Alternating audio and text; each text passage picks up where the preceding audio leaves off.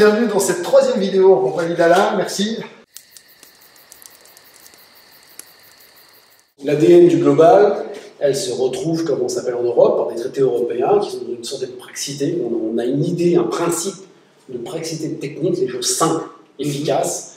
On n'est pas dans quelque chose de très long dans la technique est très courte. Et comment ça s'appelle, qui retrouve en plus un support comment s'appelle, de mise en œuvre, on pourrait dire comme ça, par le biais des arts martiaux asiatiques, qui sont, comme toi, comme pour moi, une certaine souche que nous avions. Et nos enseignants nous ont permis de pouvoir avoir une lecture. C'est-à-dire que nos enseignants nous ont appris quelque part le solfège.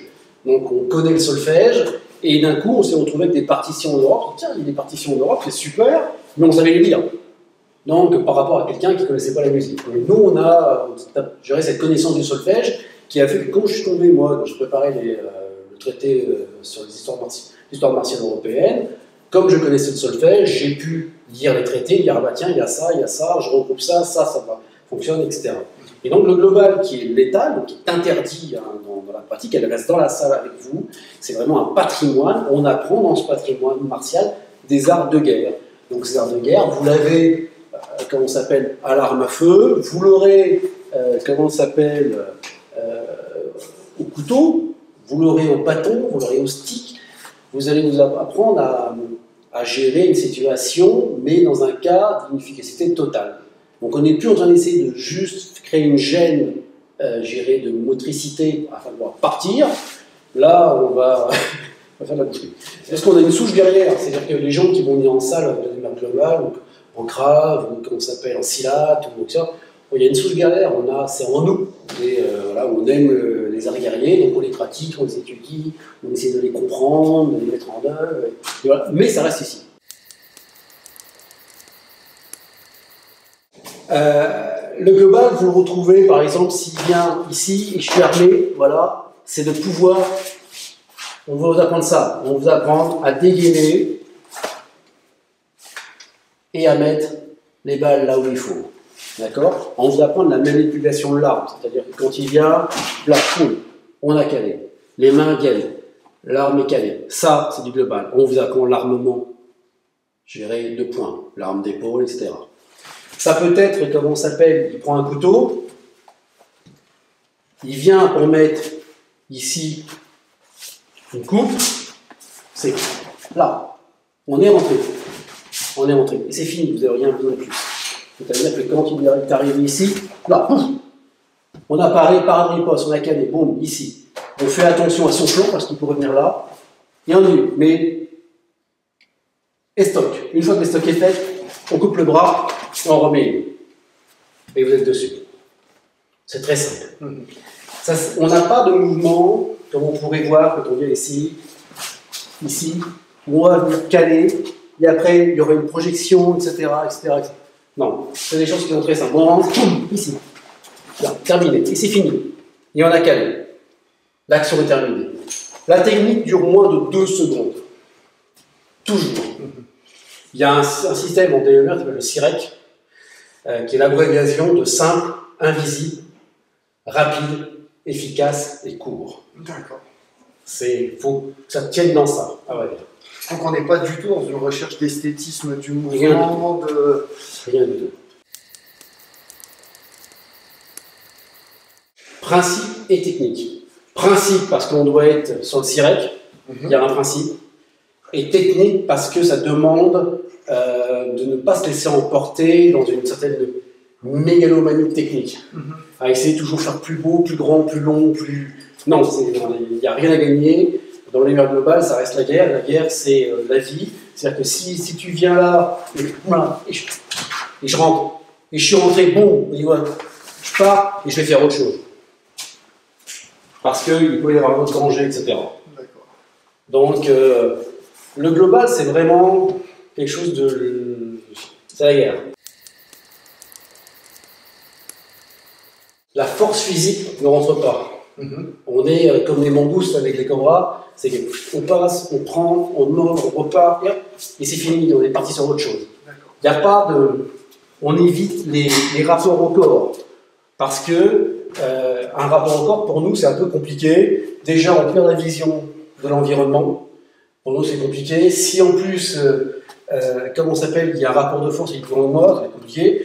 Donc moi, je ne vais pas essayer ce genre de choses. S'il vient m'agresser, voilà, je vais ici, je vais essayer de, voilà, de me servir de mon intelligence pour le désarmer. Je ne vais pas essayer de le prendre, de le soulever, d'essayer de faire des clés, parce que ça va fonctionner. Par contre, je vais me servir toujours les mêmes principes ici.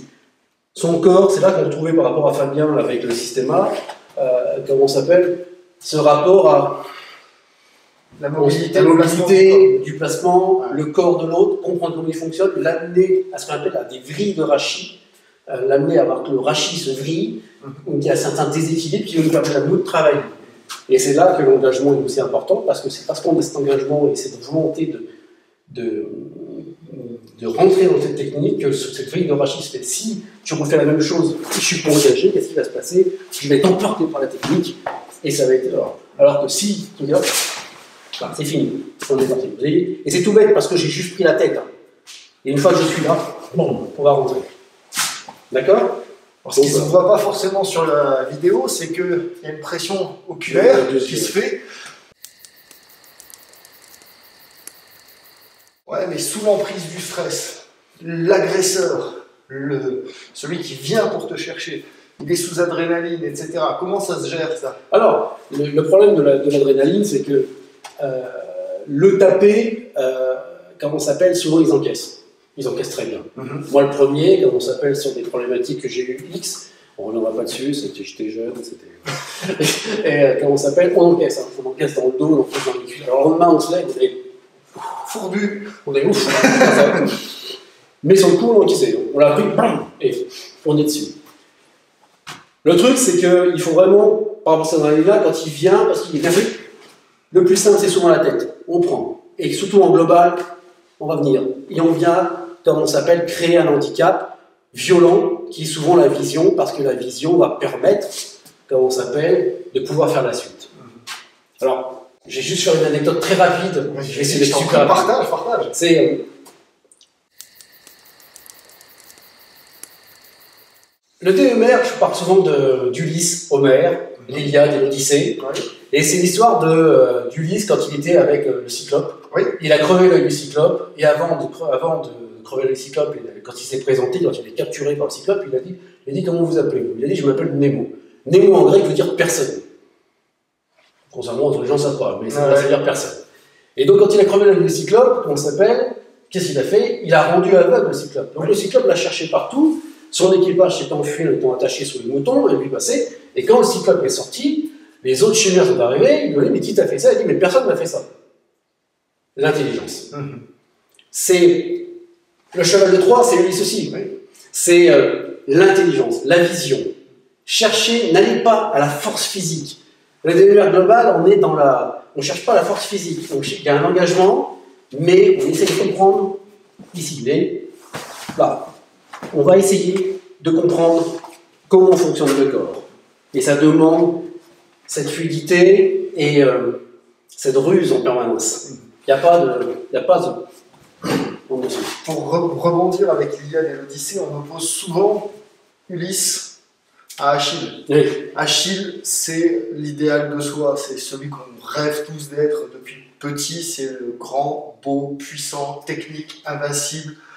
Autant dire, personne. On prend ces histoires comme de belles histoires, on peut se raconter, mais c'est aussi des allégories très intéressantes au niveau martial, dans lesquelles on peut s'inspirer. Enfin, je veux dire, au final, Ulysse a quand même retrouvé son île, et voilà, et tout va bien. Achille a quand même dû faire le choix entre la gloire et son nom qui résonne dans l'éternité, et avec le risque de mourir, donc plutôt que d'avoir une vie de famille heureuse.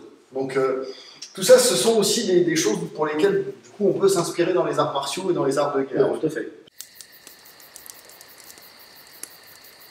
Et le global, à beau être létal, à la boîte d'une technique de guerre, n'oubliez pas ce que disait, il y avait un professeur au Japon qui s'appelle Ritsuke Otake, qui est le Soke, donc directeur technique à l'école Tenjin Shoden Catholic Shintoryu, qui est une école de sabre très connue, patrimoine national japonais, et l'homme qui est considéré comme patrimoine national japonais. Il dit souvent cette phrase qui est la suivante, il dit « Si vous commencez à vous battre, gagner n'est plus le but. » C'est-à-dire que votre vie est en jeu. Il n'y a rien à gagner. Par contre, il faut essayer de gagner sans se battre. Et c'est ça le système. C'est-à-dire que ce que je disais tout à l'heure, même en global, on est dans une certaine létalité, comment on s'appelle, c'est une punition et pas un déchaînement. À partir du moment où votre tête voit rouge, c'est fini. Vous perdez la vision de ce qui se passe. Faut rester serein. N'oubliez pas, un guerrier, comme disait un Tahitien, qu'est-ce qu'un guerrier? C'est un serviteur. On est là pour protéger. Donc si on en vient, comme on s'appelle, dans les arts de guerre, à apprendre et avoir cette passion d'apprendre les techniques, comme on s'appelle, martiales, c'est pas pour devenir un mythomane stupide, agressif, et comment on s'appelle, voilà, c'est pour apprendre une connaissance martiale, comme on disait, un patrimoine. Donc c'est avoir une certaine sérénité et savoir être heureux. C'est aussi ça qu'on peut vous apprendre. Et c'est vrai que souvent, dans le global, qui est une létalité, où on apprend une létalité technique létale, on se dit oui, mais vous apprenez à tuer. Et souvent, ce que j'apprenais à mes élèves, quand je leur apprenais le sabre japonais, je leur disais, prendre un sabre japonais et couper quelqu'un en deux, c'est quelque chose de violent. Il n'y a pas de problème. Sauf qu'à partir du moment où vous savez le faire, vous saurez ne pas le faire. Oui. Et vous apprendrez comment ça s'appelle, comment faire les choses. Et pour l'armement, c'est pareil. Quand on est en armement, c'est la même chose. C'est facile de prendre et de mettre une balle. C'est beaucoup plus difficile d'apprendre à gérer pour ne pas mettre la balle ou faire comme au GGM, tirer sur les épaules ou tirer en zone pelvienne, de manière à préserver la vie. Donc le global a beau être très complet, très calme, très efficace, basé sur les arts martiaux européens avec une efficacité redoutable, on doit le faire avec un état d'esprit sain et équilibré et rester dans des gens bien. C'est vrai qu'à partir du moment où on sait ce que c'est que la douleur, on connaît aussi le plaisir d'être en bonne santé. À partir du moment où on connaît la maladie, on sait aussi ce que c'est que pouvoir utiliser son corps. À partir du moment où on sait ce que c'est qu'une approche violente, on goûte d'autant plus avec de la joie, la paix et la sérénité. Tout à fait. Et être un guerrier, c'est ça, c'est-à-dire que c'est cette capacité de savoir préserver la vie. On va rester sur ces belles paroles. Merci de ce moment partagé. C'était un vrai plaisir. Ça marche. Bye à tous. Ciao. Bye bye.